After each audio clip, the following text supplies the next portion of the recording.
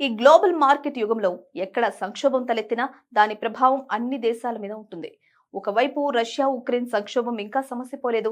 ఇంతలోనే ఇరాన్ మీద America Israel విరుచుకుపడ్డాయి. Ukraine విషయంలో పశ్చిమ దేశాల లెక్క తప్పినట్టే ఇప్పుడు ఇరాన్ విషయంలో అమెరికా లెక్క తప్పింది. దాంతో 2-3 రోజులలో పని పూర్తవుతుందని భావించిన అమెరికా 4 వారాలవుతున్న యుద్ధం చేస్తూనే ఉంది. తాను నష్టపోతూ ప్రపంచాన్ని కూడా తీవ్ర సంక్షోభంలో పడేస్తోంది. ముఖ్యంగా ఇంధన వ్యవస్థను తీవ్రంగా కుదిపేసింది. హార్ముజ్ జలసంధి మూసివేతతో సరఫరా నిలిచిపోయి ధరలు భారీగా పెరిగిపోయాయి.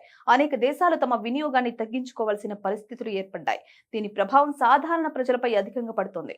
యుద్ధం ఇలాగే కొనసాగితే అది ప్రపంచ ఆహార సరఫరాపై ప్రతికూల ప్రభావాన్ని చూపుతుంది. ఇంధన రంగంలో ఇది చరిత్రలోనే అతిపెద్ద అంతరాయంగా నిపుణులు భావిస్తున్నారు. 1973 అరబ్ ఆయిల్ సంక్షోభం కంటే కూడా ఇది తీవ్రంగా ఉందని అంతర్జాతీయ సంస్థలు హెచ్చరిస్తున్నాయి. ప్రస్తుతం మార్కెట్లో సుమారు 400 మిలియన్ బ్యారెల్స్ చమురు కొరత ఏర్పడింది.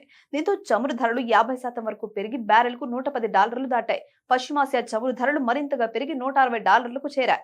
ఈ ధరల పెరుగుదల వల్ల రవాణా ఖర్చులు కూడా పెరిగాయి. విమాన టికెట్లు ఖరీదయ్యాయి. విద్యుత్ ఛార్జీలు పెరిగే అవకాశం ఉంది. పరిశ్రమల ఉత్పత్తి ఖర్చులు కూడా పెరిగాయి. ఈ పరిస్థితుల నేపథ్యంలో ప్రపంచంలోని అనేక దేశాలు ఇంధన వినియోగాన్ని తగ్గించేందుకు చర్యలు తీసుకుంటున్నాయి. కొన్ని దేశాలు విదేశీ పర్యటనలను నిలిపివేయడం, కొన్ని చోట్ల విద్యా సంస్థలను మూసివేయడం వంటి చర్యలు అమలు చేస్తున్నాయి. ఇంధన సంక్షోభం మాత్రమే కాకుండా ఈ యుద్ధం ఆహార భద్రతపై కూడా ప్రభావం చూపుతుంది.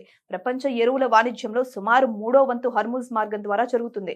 ఇప్పుడు ఆ సరఫరా నిలిచిపోవడంతో యూరియా వంటి ఎరువుల ధరలు 30% నుంచి 40% వరకు పెరిగాయి. దీని ఫలితంగా వ్యవసాయ ఉత్పత్తి తగ్గే ప్రమాదం ఉంది. ధాన్యాలు, పాలు, మాంసం ధరలు పెరిగే ప్రమాదం ఉంది.